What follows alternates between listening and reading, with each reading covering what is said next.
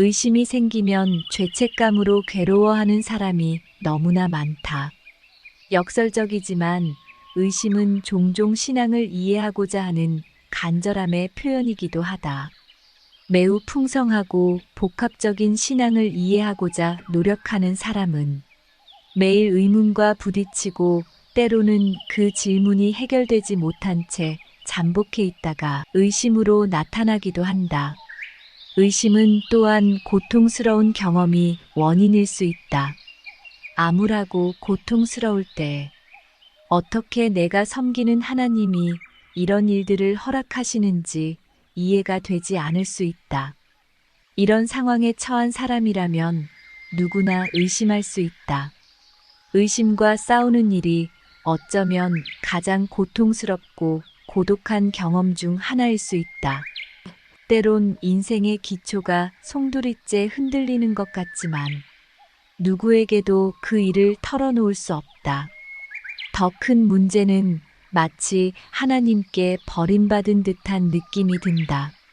성경에 나오는 인물들 역시 의심과 씨름했다.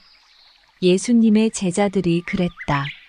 누구보다 절대 흔들리지 않는 견고한 믿음을 지녀야 한다면 예수님을 직접 따랐고 그가 행하시는 수많은 기적을 눈으로 보았던 12 제자가 바로 그들일 것이다.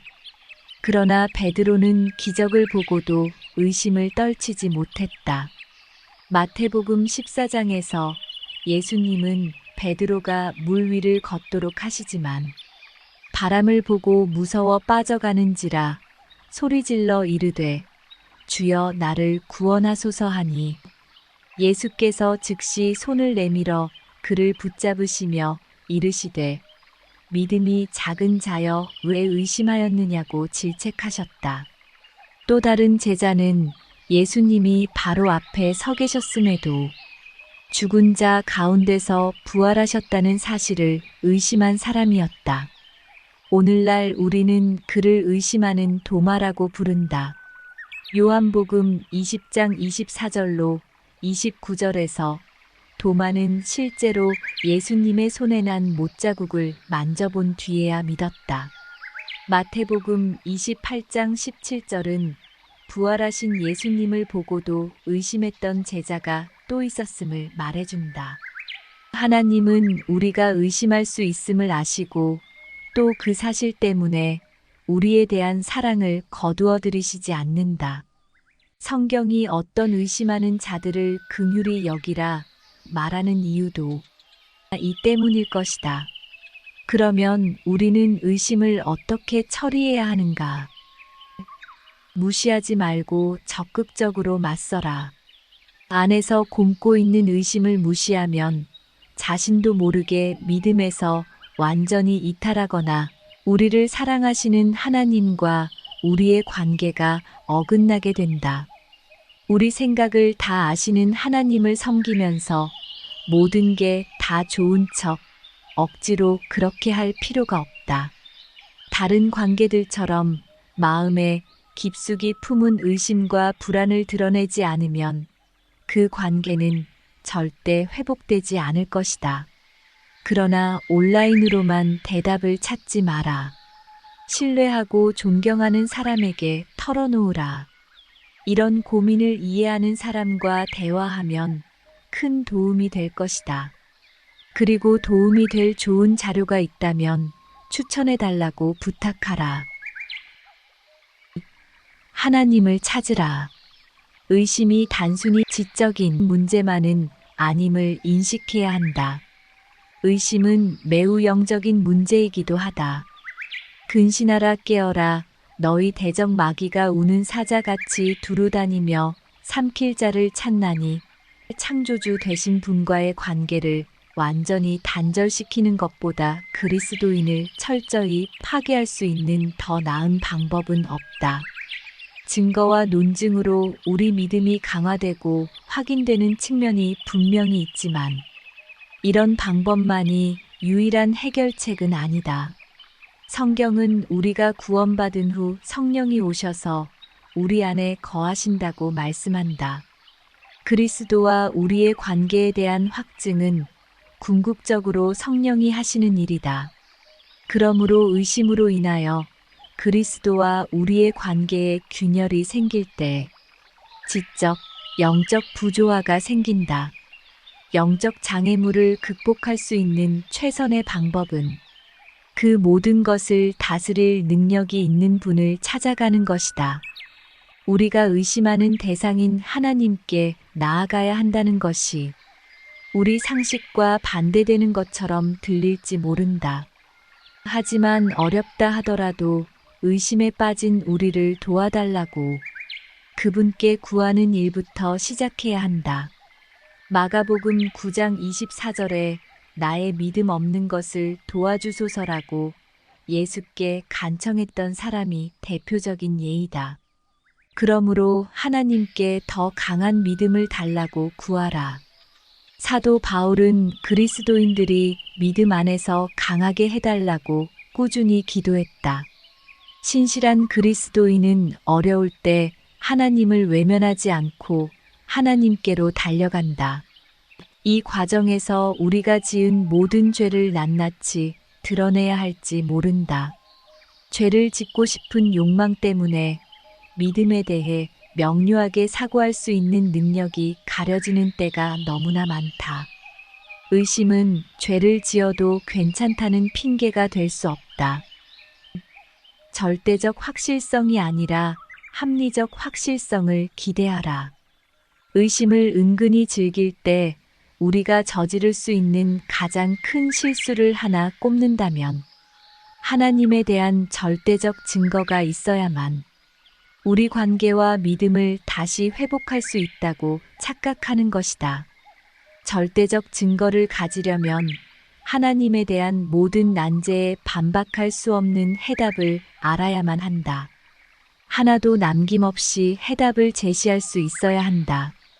하지만 아무리 뛰어난 기독교 학자라도 대답을 다 안다고 주장할 사람은 없다. 믿음의 수준에 상관없이 이 세상에서 모든 질문에 대답할 수 있는 사람은 아무도 없다. 이런 사실을 인정하고 우리는 의심과 대답을 얻을 수 없는 의문들과 더불어 사는 법을 배워야 한다. 인간이 아는 모든 종교는 다 마찬가지이다.